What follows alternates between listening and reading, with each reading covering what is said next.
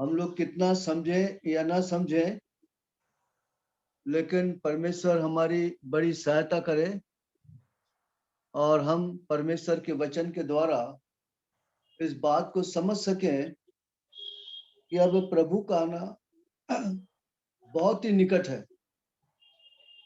अब सारे संसार की परिस्थितियों को देखते हुए अब ऐसा लग रहा है कि अब ज्यादा लंबा समय इस संसार में अब हमारा नहीं रहा और ये दुनिया ज्यादा लंबे समय नहीं चलेगी। और साइंस की तरफ से देखते हैं तो भी मालूम पड़ता है, लेकिन सबसे बढ़कर परमेश्वर के वचन की तरफ से देखते हैं तो हमें मालूम पड़ता है कि ये परमेश्वर अपने वचन को पूरा करने जा रहा है। वो सब मैं नहीं पढ़ाऊंगा, आप मत्ती 24:1 से 13 तक पढ़ सकते हैं। वहां पर सारी बातें दुनिया के अंत के समय पर क्या क्या घटने वाली है, सारी बातों का चर्चा वहां पर काफी कुछ किया है। और केवल इतना नहीं, लेकिन मैथ्यू चैप्टर 24 एंड वर्स 35, मत्ती उसका 24वां अध्याय उसकी 35वीं आयत पढ़े। आकाश और पृथ्वी टल जाएंगे परंतु मेरी बातें कभी ना टलेंगी। हाँ, ये हमको समझना चाहिए कि आकाश भी टलेगा और पृथ्वी भी टलेगी, पर मेरी बातें कभी नहीं टलेगी। परमेश्वर का वचन कभी नहीं टलने वाला है। अगर आप देखेंगे तो मैथ्यू चैप्टर 24 एंड वर्स 12, मत्ती उसका 24वां अध्याय उसकी 12वीं आयत। अधर्म बढ़ने से बहुतों का प्रेम ठंडा पड़ जाएगा। अब इस संसार के अंदर अधर्म हम देख रहे हैं। अधर्म का बुरा असर प्रभु के लोगों पर होगा। जो लोग परमेश्वर की आज्ञाओं को मानने वाले लोग हैं, परमेश्वर के संग चलने वाले लोग हैं, और अधर्म के बढ़ने से वो लोग जो सरगर्म है उनके अंदर ठंडापन आने लगेगा। उनके अंदर परमेश्वर की चाह खत्म होगी और शैतान कुछ ऐसा करेगा कि उनके अंदर से परमेश्वर की चाह को, परमेश्वर के प्रेम को और परमेश्वर के वचन को चुरा के ले जाएगा। और इसीलिए आप पढ़ेंगे, मैं आपको इसलिए ये मैं वचन आरंभ नहीं कर रहा हूं, ये मैं एक बैकग्राउंड आपको बता रहा हूं। अभी वचन मैंने आरंभ नहीं किया, वो अलग मैं आपको बताऊंगा, लेकिन मैं एक बैकग्राउंड कर रहा हूं। आप पढ़ेंगे 2 तिमोथी 3 अध्याय और 1 से लेकर 3 तक, 3 और उसकी 4थी आयत। 2 Timothy chapter 3 and verse 1 to 4। पर यह स्मरण रख कि अंतिम दिनों में कठिन समय आएंगे, क्योंकि मनुष्य स्वार्थी, लोभी, डींगमार। हाँ, आप देख लीजिए, ये विश्वासियों के लिए कहा गया और ये विश्वासी लोग हैं। अंतिम दिनों में लोग स्वार्थी होंगे, लोभी होंगे, कठिन समय होगा, है, आज्ञा ना मानने वाले लोग होंगे, हार्ट हार्टेड लोग होंगे, कठोर मन के लोग होंगे। ये सारे गुण विश्वासियों के अंदर नजर आएंगे। और जब ये सारे गुण हम इन दिनों को देख रहे हैं, और इसके कारण मंडली में लड़ाइयां है, मंडली में झगड़े हैं, मंडली में ईर्ष्या है, मंडली में द्वेष है। ये सब के कारण ये जान रख अंतिम दिनों में कठिन समय आएंगे। और ये बात हम देख रहे हैं कि वाकई में इस समय कि अंतिम समय में बड़ा कठिन समय और कठिन दौर में से हम लोग गुजरते हुए चले जा रहे हैं। तो आगे अगर हम यहाँ पर अगर हम ध्यान देंगे, अब मैं परमेश्वर के वचन की तरफ ध्यान दूंगा जिस पर कि मेरे को बोलना है। इब्रानियों chapter 2 and verse 1 to 3।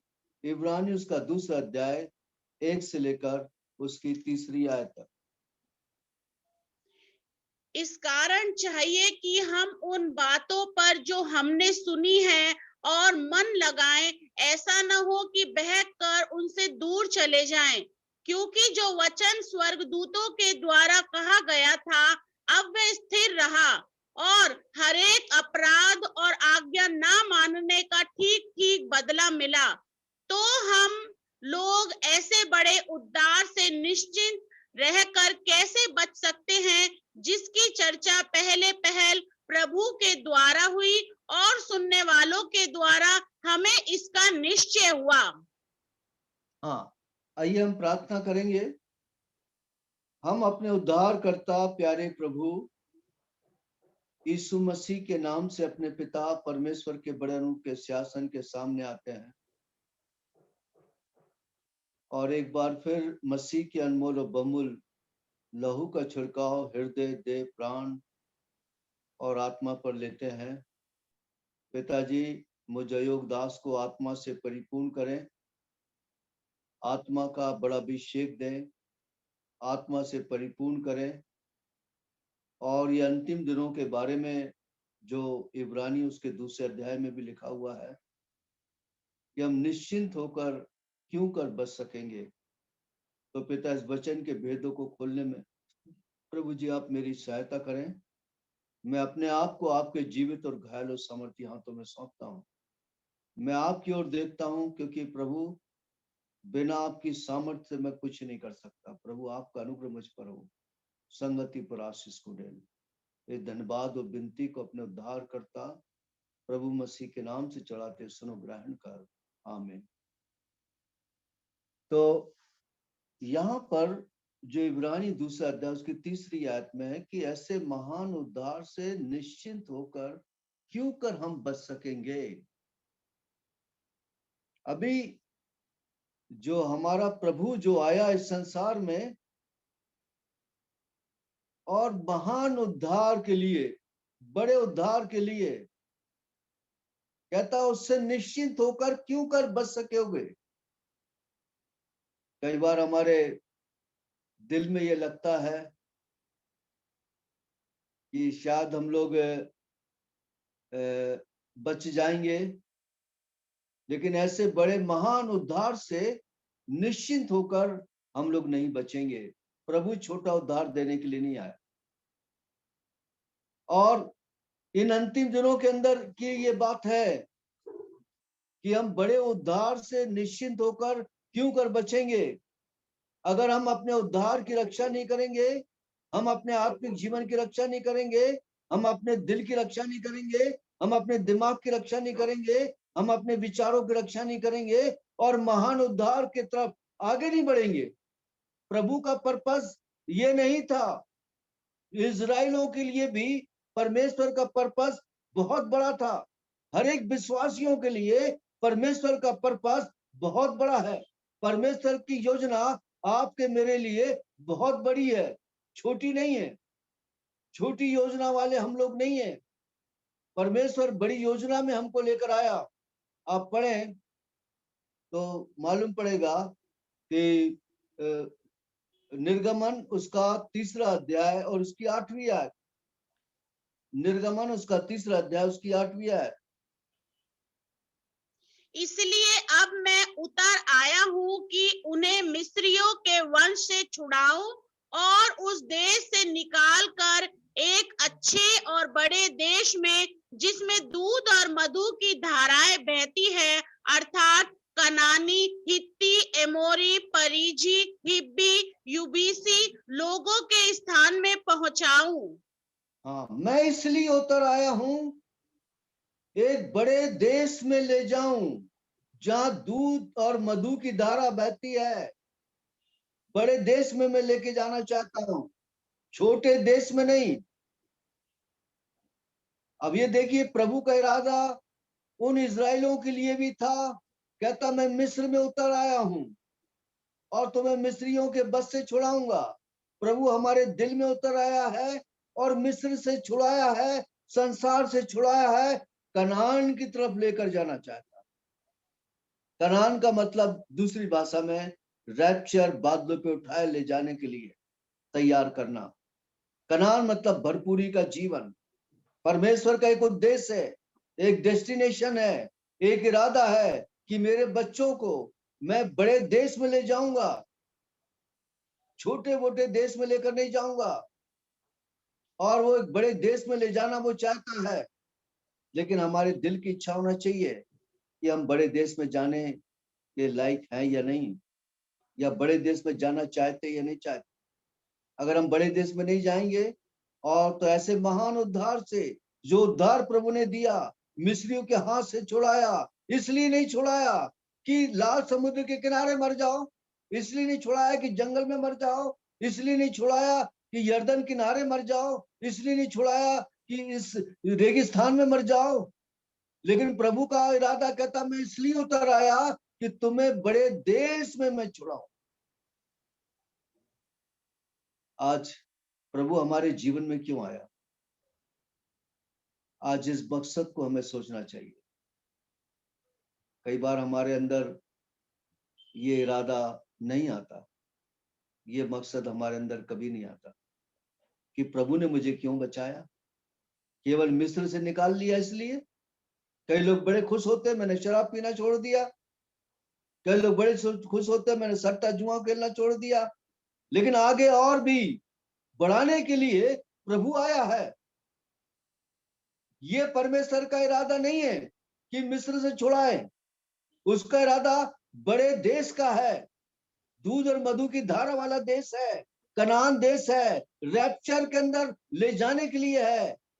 John chapter 10 and verse 10, यूहन्ना उसका 10वां अध्याय और उसकी 10वीं आयत।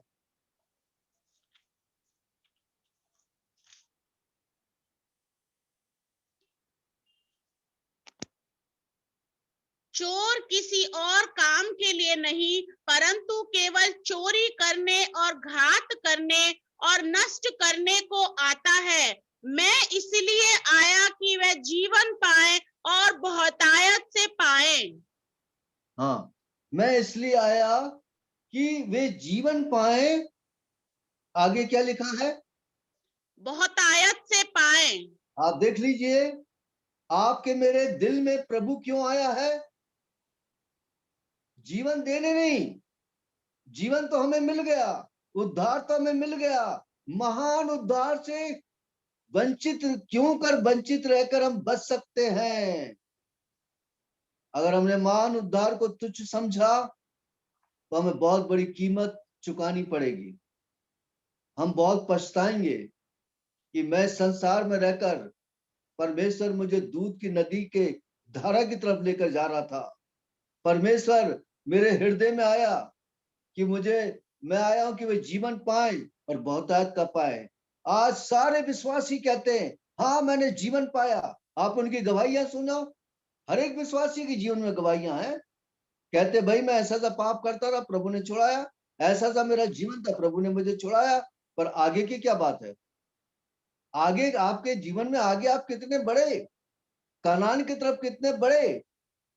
लाखों से लोग मिस्र में से इजरायली लोग निकले, और कितने गए कनान में?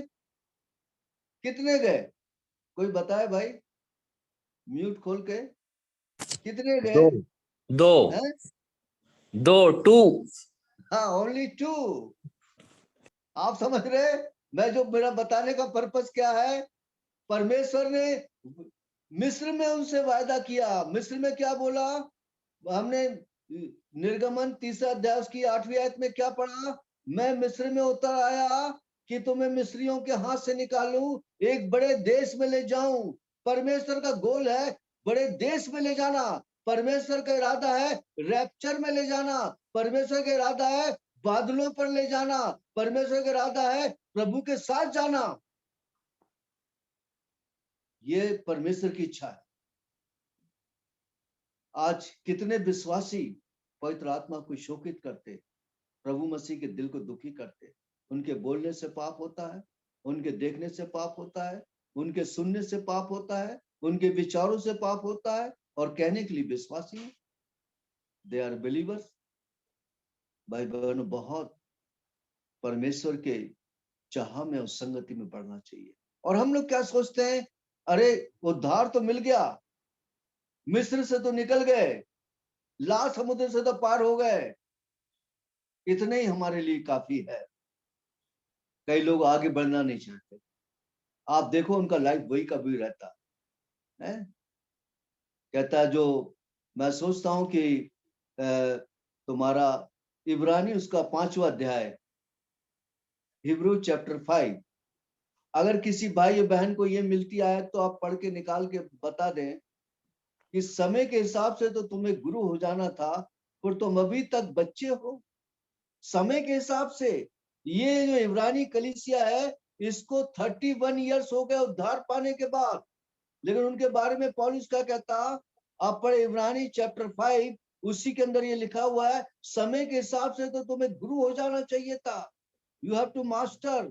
लेकिन क्या है, तुम तो दूध पिलाने वाले बच्चों के समान हो और अन्न के बदले दूध अब तक पीते हो, दूध नहीं पीना था। 31 साल हो गए। पढ़े आप, कोई आयत मिली इब्रानी चैप्टर 5 में? 12 हाँ, वर्स 5 का 12 पढ़े, वर्स 12 पढ़े। समय के विचार से तो तुम्हें गुरु हो जाना चाहिए था, तो हाँ। भी ये आवश्यक हो गया कि कोई तुम्हें परमेश्वर के वचनों की आधी शिक्षा फिर से सिखाए।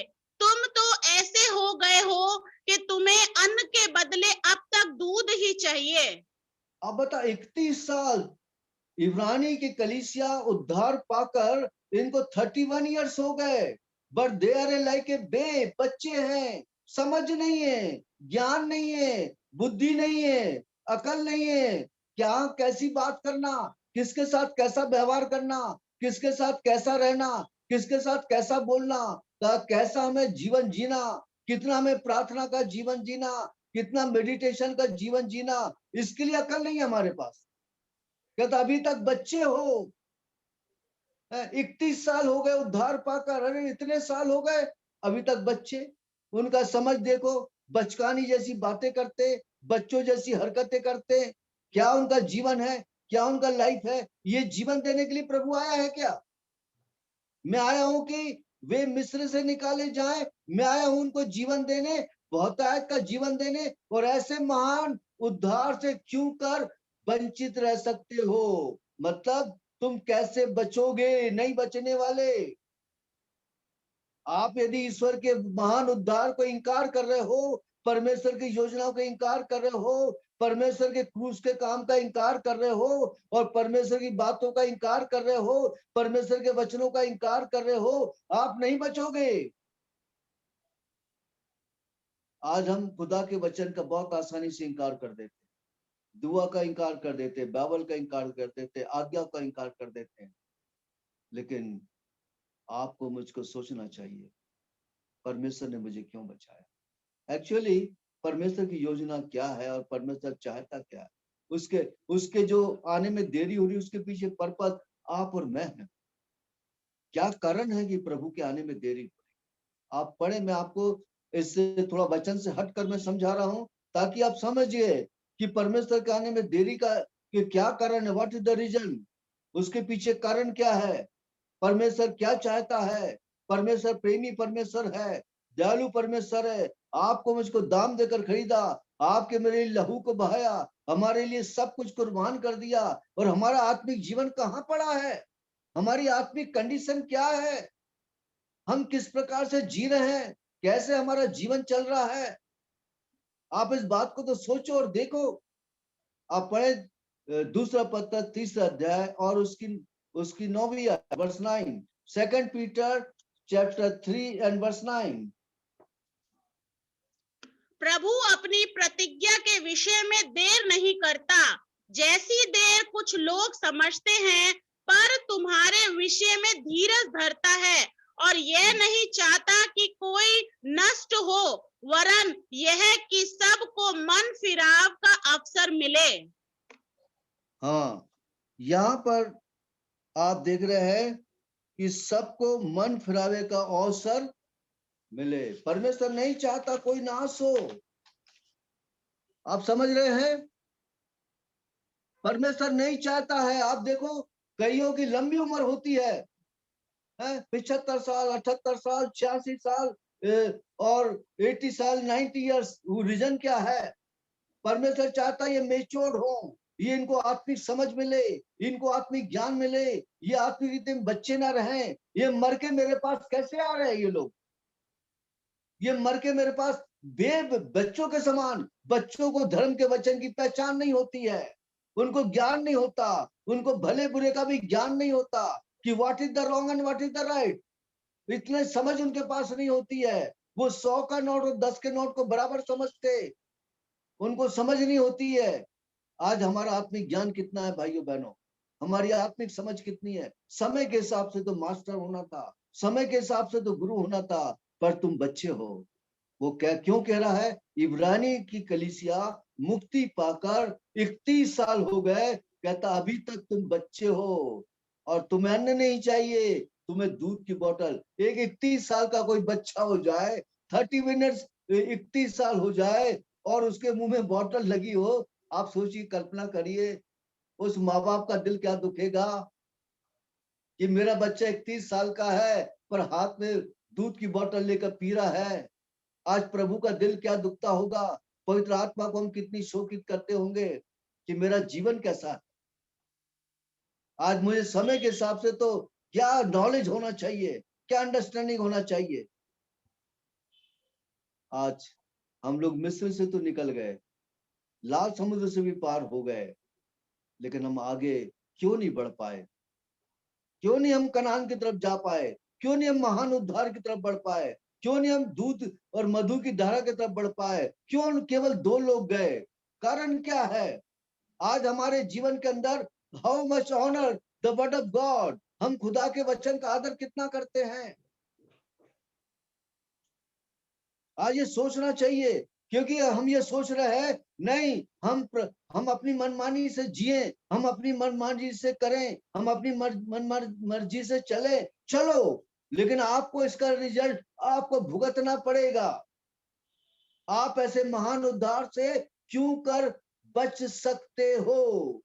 आप बचोगे नहीं, आपको पनिशमेंट मिलेगा, आपको आपको दंड उठाना पड़ेगा, आपको तकलीफ उठानी पड़ेगी और आपको मालूम पड़ेगा कि मैंने अपने लाइफ में कितना भारी नुकसान कर दिया। मुझको बहुत अवसर थे, सुने और सुनेवर सुनेवर सुने अच्छे अवसर थे, अच्छा सुसमाचार का मौका था, अच्छा प्रभु के संग आगे बढ़ने का समय था, लेकिन मैंने उस समय को गवा दिया। क्यों गवा दिया? मेरे पास अकल नहीं थी, मेरे पास बुद्धि नहीं थी। भाइयों बहनों, आप और मैं परमेश्वर के राज में सोने की सड़कों पे चलने वाले हैं, लेकिन बच्चे रहोगे स्वर्ग में तो आपको ये अपॉर्चुनिटी नहीं मिलेगी। दूध पीते बच्चे सोने स्वर्ग में कोने में पड़े रहेंगे, उन्हें समझ में नहीं आएगा। 12 मोती 12 फाटक होंगे, एक एक मोती का एक, उनको समझ में नहीं आएगा। वो बच्चे, वो कुछ नहीं जानते। आप बहुत बड़ा लॉस करोगे इटर्निटी के लिए, हमेशा के लिए आप ये लॉस कर जाओगे, या आप हमेशा के लिए आपका नुकसान हो जाएगा। आप में डिजायर होना चाहिए, नहीं मैं उस देश में जाऊंगा, बड़े देश में जाऊंगा, मैं कनान में, जैसे यहोशू के अंदर था, जैसे काले में डिजायर थी। और ये दोनों लड़ कर हमारे जीवन में लड़ना पड़ेगा। हमको शरीर के विरुद्ध लड़ना पड़ेगा, ओल्ड नेचर के विरुद्ध लड़ना पड़ेगा, बुरी आदतों के विरुद्ध में लड़ना पड़ेगा, क्रोध के विरुद्ध में लड़ना पड़ेगा, जलन के विरुद्ध में लड़ना पड़ेगा, बुराइयों के विरुद्ध में लड़ना पड़ेगा। वो सब कचरों को बाहर निकालना पड़ेगा। आपने कितना ओल्ड नेचर, कितनी बातों को निकाल लिया है। कई बार हम किसी को फोन करते हैं, जवाब ही नहीं देते, भैया क्या हो गया पता नहीं। वो नहीं हुआ, वो ओल्ड नेचर काम कर रहा है, पुराना स्वभाव काम कर रहा है। ये अच्छी चीज नहीं होती, दिस इज नॉट गुड। भाई कब तक हम बच्चे बने? समय के हिसाब से तो तुम्हें गुरु हो जाना, लेकिन अभी तक तुम बच्चे हो।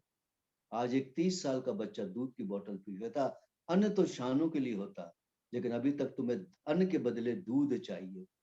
You want to milk, solid food खाने की ताकत नहीं है तुम्हारे पास। आज ऐसी दशा में प्रभु आ रहा है, Lord is coming very soon. हमारी आत्मिक कंडीशन क्या है? हमारे आत्मिक दशा क्या है? हमारा आत्मिक जीवन क्या है?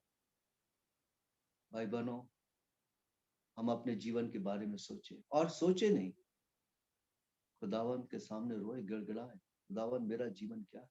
तेरा आना बहुत निकट, मैं आत्मिक रीति में बच्चा हूं, ना मैं प्रार्थना करता, ना मैं दुआ करता, ना मैं वचन पढ़ता, ना तेरी आज्ञा को मानता, ना तेरे वचन पे ध्यान देता, ना तेरी संगति पे ध्यान देता, ना तेरे साथ चलता। जब देखो जब मेरे बोलने से पाप हो जाता, मेरे देखने से पाप हो जाता, मेरे सुनने से पाप हो जाता, मेरे विचारों से पाप, मेरा जीवन है क्या?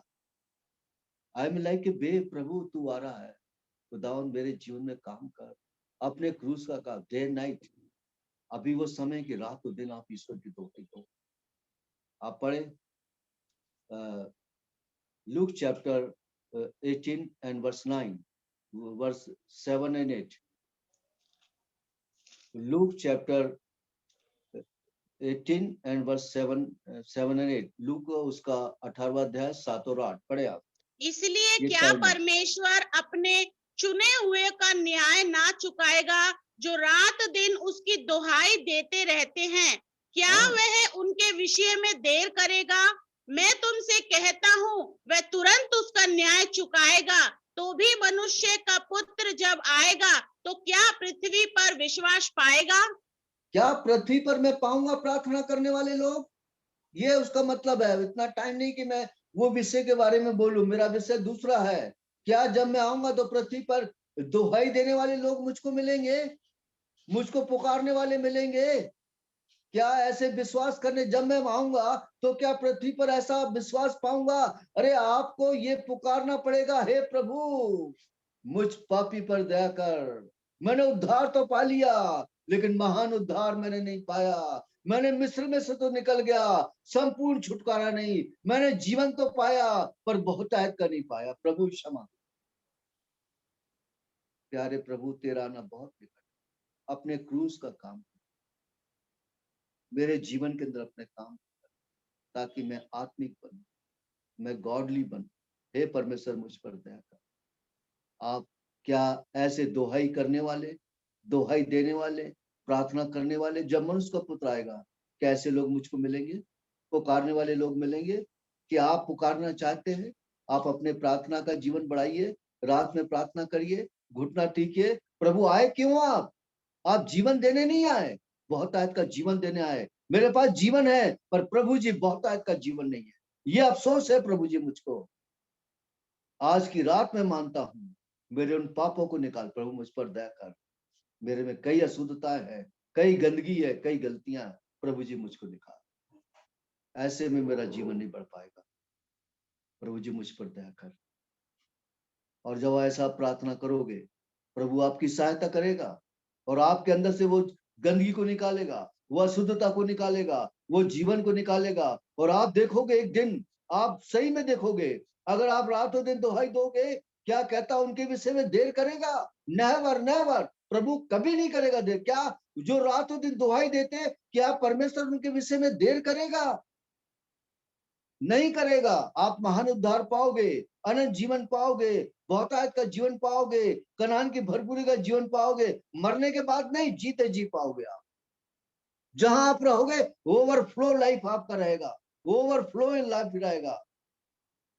और हे स्त्री, मैं तुझको एक झरना दूंगा, तेरे अंदर से वो बहेगा, और एक उमड़ने वाला दूंगा। दाऊद कहता है, मेरा कटोरा उमड़ रहा है। Overflowing life. आज विश्वासियों की ओवरफ्लोइंग लाइफ नहीं है, बहुतायत का जीवन नहीं है। और इसकी कमी के कारण बड़ी गड़बड़ियां खुद के जीवन में है, मंडली के जीवन में है, पारिवारिक जीवन में है, और समस्याएं हैं उनके जीवनों में। यही सबसे बड़ा कारण है, ओवरफ्लोइंग लाइफ नहीं है। कहीं तो झरना ब्लॉक है, कहीं तो कोई भारी नुकसान हुआ है। भाई बहनों, दाऊद कहता मेरा कटोरा उमड़ रहा है।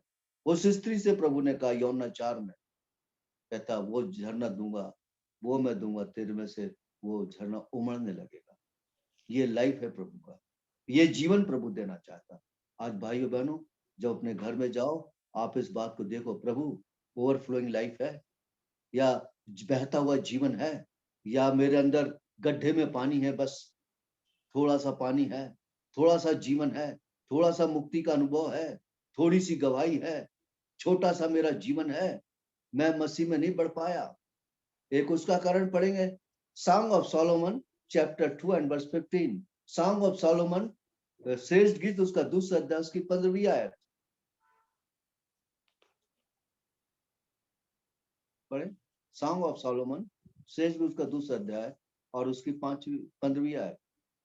जो छोटी लोमड़ियां दाख की बारी को बिगाड़ती हैं, उन्हें पकड़ लें, क्योंकि हमारी दाख की बारियों में फूल लगे हैं। हाँ, छोटी छोटी लोमड़ियां दाग की बारी बिगाड़ती है। छोटे छोटे पाप तुम्हारे जीवन को बिगाड़ देते हैं। छोटी सी मूर्खता तुम्हारी प्रतिष्ठा घटा देती है। छोटी सी गलती तुम्हारी जिंदगी बर्बाद कर देती है, तुम्हारा जीवन बर्बाद कर देती है। छोटी छोटी लोमड़ियां ये दाग की बारी को बिगाड़ती है। छोटी छोटे पाप तुम्हारे दाग की बारी तुम्हारे जीवन को बिगाड़ती है। और कौन कौन सी छोटी छोटी लोमड़ियां हैं? वो कौन से छोटे छोटे पाप है? क्या आपके बोलने से पाप हो रहा है? आपके देखने से पाप हो रहा है? आपके सुनने से पाप हो रहा है? आपके विचारों से पाप हो रहा है? आपके जीवन से पाप हो रहा है क्या? अगर ऐसा है तो वो छोटी लोमड़ी को पकड़ना पड़ेगा। कैसे पकड़ोगे? कैसे पकड़ोगे? सेकंड कुरिन्थियों चैप्टर 10 एंड वर्स 4 एंड 5। दूसरा कुरिन्थियों उसका 10वां अध्याय 4 और 5। भाई थोड़ा जल्दी करेंगे तो मेरे लिए भी अच्छा रहेगा। कैसे पकड़ेंगे हम ये छोटी एक बार और छोटी बोलिए लोमड़ियां? ब्रदर। सेकंड कुरिन्थियों चैप्टर 10 एंड वर्स 4 एंड 5। दूसरा कुरिन्थियों 10वां अध्याय की 4 और 5। क्योंकि हमारी लड़ाई के हथियार शारीरिक नहीं, पर गढ़ों को ढा देने के लिए परमेश्वर के द्वारा सामर्थी है। इसलिए हम कल्पनाओं का और हर एक ऊंची बात का जो परमेश्वर की पहचान के विरोध में उठती है, खंडन करते हैं और हर एक भावना को कैद करके मसीही का आज्ञाकारी हाँ, आप बना देते देखिए, हैं। हर एक भावना को कैद करते हैं, हर एक बातों को खंडन करते हैं जो वचन के विरुद्ध में उठती है, उनको हम काटते हैं, उनको हम कैद करते हैं, हर एक भावना को कैद करते हैं। कैद कैसे करोगे? और छोटी छोटी लोमड़ी को कैसे पकड़ोगे? प्रार्थना के द्वारा। जब मनुष्य का पुत्र आएगा तो क्या ये विश्वास पाएगा प्रभु का आना निकट है? क्या प्रार्थना करने वाले विश्वासी मिलेंगे? या वो विश्वासी मिलेंगे जो अपनी गलतियों को मानते हैं? या वो विश्वासी मिलेंगे जो कहेंगे प्रभु जी मेरे जीवन को सुधार दे? वो लोग कहेंगे हे प्रभु जी मेरे जीवन को भरपूरी का जीवन दीजिए, मेरे जीवन से सोता और मरने वाला बनाइए, मेरे जीवन की कमी घटी को दूर करे, मेरे पुराने स्वभाव को निकाल डालिए, मेरी नासमझी को निकाल दीजिए। मुझे समय के हिसाब से तो गुरु होना था, पर मैं बच्चा हूँ। मेरे बच्चे बचपना, ये बचपने वाला जीवन, मंडली में बचपना वाला जीवन बहुत गड़बड़ी करता है। ये बचपना वाला जीवन में निकाल दी। भाइयों बहनों, प्रभु हम पर दया करे। प्रभु का आना बहुत निकट। ऐसे महान उद्धार से निश्चिंत होकर क्यों कर बच सकोगे। और एक और चीज है, वो यात्रा को अपनी पूरी नहीं कर पाए, वो कनान की भरपूरी में नहीं जा पाए। सेकंड कुरिन्थियों चैप्टर 10 एंड वर्स 5। दूसरा कुरिन्थियों उसका 10वां अध्याय, नहीं पहला कुरिन्थियों उसका 10वां अध्याय और उसकी 5वीं आयत। फर्स्ट कुरिन्थियों, पहला कुरिन्थियों उसका 10वां अध्याय उसकी 5वीं आयत। परंतु परमेश्वर उनमें से बहुतों से प्रसन्न ना हुआ, हाँ, इसलिए बस वह बस बस जंगल बस में ढेर सिस्टर, बस बस। परमेश्वर उनमें से बहुतों से प्रसन्न न हुआ। आज हमारे आत्मिक जीवन और इसलिए वो कनान में नहीं जा सके। लिखा हुआ आगे पढ़ लेना, वो जंगल में ढेर हो गए, वो जंगल में खत्म हो गए, उनका जीवन मल्टीप्लिट हो गया, वो नहीं बढ़ पाए क्योंकि उनके जीवन के अंदर छोटा सा जीवन, और वो परमेश्वर को प्रसन्न नहीं कर पाए। आज हम कितनी कितनी बातों में खुदा को प्रसन्न नहीं कर पाते।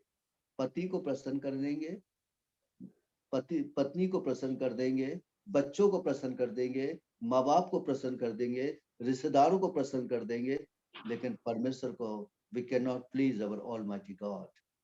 लेकिन भाई बख्शी की एक बहुत अच्छा, बहुत बार उनकी गवाही जो मोटी पुस्तक पढ़िएगा, उनके जीवन में एक ही था कि हे पिता मैं तेरी इच्छा को पूरी करूं।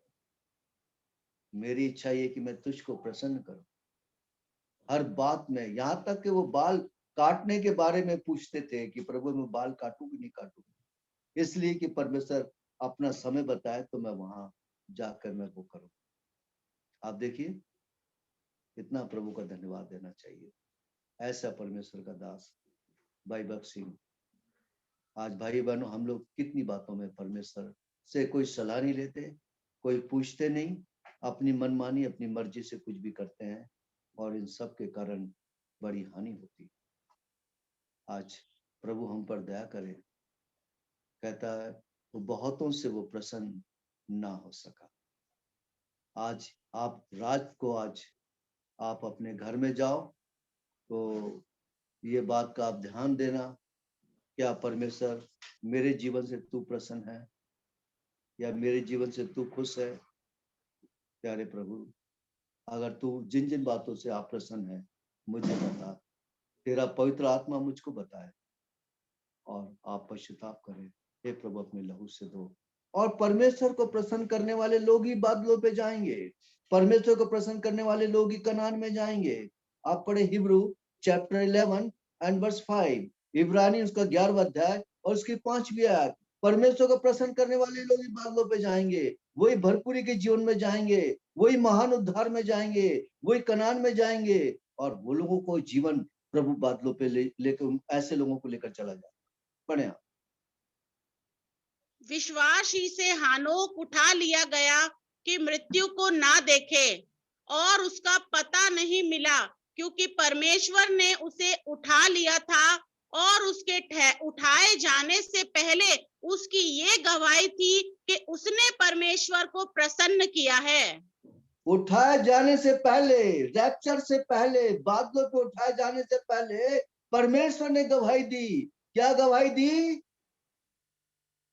क्या गवाही दी? हनोक के बारे में उसने परमेश्वर को प्रसन्न किया है। This is the wonderful thing. क्या आज हमारे जीवन से परमेश्वर प्रसन्न है? आप बादलों पे जाना चाहते, रैप्चर पे जाना चाहते, महान उद्धार में जाना चाहते, ऐसे महान उद्धार से वंचित नहीं रहोगे आप परमेश्वर को प्रसन्न करिए, हर एक बातों में परमेश्वर को खुश करें तो आपको महान उद्धार मिलेगा, आपको कनान की भरपूरी मिलेगी, बहुत आयत का जीवन मिलेगा। मैं आया हूं कि मिस्र से छुड़ाऊं और एक बड़े देश में ले जाऊं। लेकिन परमेश्वर को और आप बादलों पे जाओगे, उठाए जाने से पहले ये गवाही दी गई, उसने परमेश्वर को प्रसन्न किया। आज हम किसको प्रसन्न करते हैं? हम किसको खुश कर रहे हैं? अपने शरीर को खुश कर रहे हैं, अपने आप को खुश कर रहे हैं, अपने लोगों को खुश कर रहे हैं? किसको खुश कर रहे हैं? कि अपने उद्धारकर्ता को खुश कर रहे हैं, अपने मुक्तिदाता को खुश कर रहे हैं और अपने बादलों पे लाने वाले प्रभु को खुश कर रहे हैं। अगर आप उसको खुश करोगे वो आपको बादलों पर लेके चला जाएगा। भाई बहनों, ये है, ऐसे महान उद्धार से क्यों कर वंचित रह सको। और उसमें महान उद्धार आपको प्रभु देने के लिए तैयार है, भरपूरी का जीवन देने को तैयार है, दूध और मधु की धारा देने वाला जीवन देने को तैयार है। लेकिन आप उसको प्रसन्न करें, आप उसको पुकारें, आप उससे सहायता करें। क्या जब मनुष्य का पुत्र आएगा तो क्या ऐसे लोगों को पाएगा जो रात और दिन मेरी दुहाई देते हैं? दुहाई क्यों? दुहाई की क्यों जरूरत है? अधर्म बढ़ गया है, पाप बढ़ गया है, ठंडापन आ गया है, विश्वासियों में ठंडापन, ताकि हम सरगर्म बने रहे, प्रभु के साथ साथ चले और प्रभु के साथ बादलों पे उठा लिया जाए। प्रभु अपने वचन के ऊपर आशीष को देंगे। हम प्रार्थना करेंगे। हम अपने उद्धारकर्ता प्यारे प्रभु यीशु मसीह के नाम से अपने पिता परमेश्वर के अनूर के सिंहासन के सामने आते हैं। समय के हिसाब से तो हमें गुरु हो जाना था, इतने साल हो गए मुक्ति पाने के बाद, लेकिन वही आत्मिक बचपना, अन्न के बदले दूध ही तुमको पिलाया जाता है। अन्न तो शानों के लिए होता है। प्यारे खुदा, हमारी आत्मिक दशा को आपने दिखाया। आपका आना बहुत निकट है, समय बहुत थोड़ा है। प्रभु हम पर अनूर कर पिताजी, हम आने वाले क्लेश से बचने के लिए, आने वाले क्रोध से बचने के लिए आपके साथ बादलों पे, क्योंकि हम ऐसे महान उद्धार में नहीं गए तो हम वंचित रह के हम बच नहीं सकेंगे। हमारे ऊपर दंड आएगा, परमेश्वर क्रोध आएगा, परमेश्वर का न्याय आएगा, अकाल आएगा, भुखमरी आएगी, लड़ाई आएगी, महामारी आएगी, सब में से हमको गुजरना पड़ेगा। परमेश्वर नहीं चाहता कोई नाश हो, वरन सबको मन फिराने का अवसर मिले। आज की रात प्रभु हम पश्चाताप करें और अपने जीवन को ठीक करें और आपके आने के लिए हम तैयार हो सके। तो प्रभु वचन के द्वारा आप हमसे बातें करें। और पिताजी, हम उन भाई बहनों के लिए प्रार्थना करते हैं, विशेषकर आपके दास भाई राव के लिए, जो बुढ़ापे का समय है। प्रभु अपने दास को छूकर संपूर्ण चंगाई दीजिए, जो इलाहाबाद में है, इलाहाबाद में जो फुल टाइम वर्कर हैं, प्रभु के दास भाई राव, उनको छूकर चंगाई दीजिए।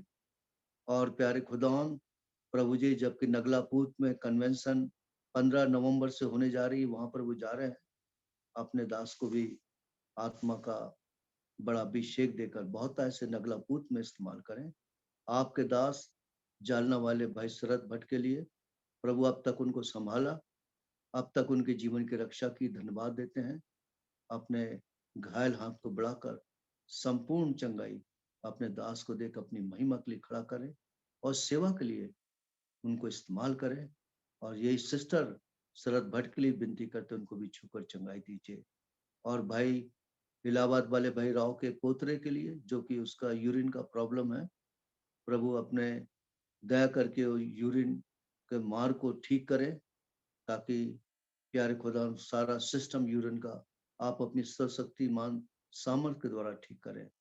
और वैसे ही विनती करते बिदर वाले भाई लूक के लिए, जो पिता परमेश्वर जिनको आपने छूकर चंगाई दी है।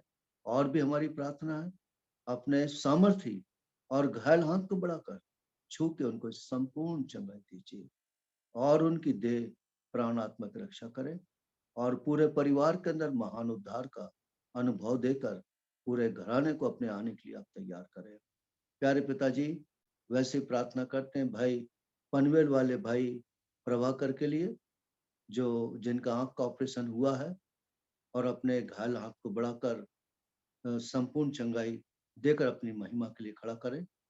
और वैसे ही प्रार्थना करते हैं पनवेल वाले भाई सुशांत की माँ के लिए, और जिनकी आंख का ऑपरेशन हुआ है, लेकिन छू के संपूर्ण चंगाई देकर अपनी महिमा के लिए उनको भी खड़ा करें। यही हमारी आपसे विनती, क्योंकि आप प्रार्थनाओं को सुनने वाले परमेश्वर हैं, मांगने से बढ़कर समझ से बाहर करने और देने वाले परमेश्वर आप। और वैसे ही पिताजी, झांसी में जो बहन अनिला है, पिता उस बहन को भी छूकर संपूर्ण चंगाई देकर खड़ा करें। पाडर में बहन सिस्टर जोसुआ है, प्रभु उनको भी छूकर चंगाई दीजिए, बुढ़ापे के समय आपका अनुग्रह उनको मिले, ये विनती करते हैं। और वैसे ही सतना में बहन सरिता है और उनकी भी तबीयत ठीक नहीं, अपने घायल हाथ को बढ़ाकर उनको भी छू के संपूर्ण चंगाई देकर अपनी महिमा के लिए खड़ा करें। अब तक आपने हमको संभाला, आगे भी संभालिए। आप तो महान परमेश्वर हैं, मांगने से बढ़कर समझ से बाहर करने और देने वाले प्रभु आप हैं। ये धन्यवाद और विनती को अपने उद्धार करता प्रभु मसीह के नाम से चढ़ाते सुनो, ग्रहण कर, आमीन। आमीन। अब शांति का परमेश्वर आप सबों को जो प्रभु यीशु मसीह में है, तुम्हारे हृदय देह प्राण आत्मा की रक्षा अब से लेकर युगान युग तक करता रहे, आमीन। आमीन। एक खास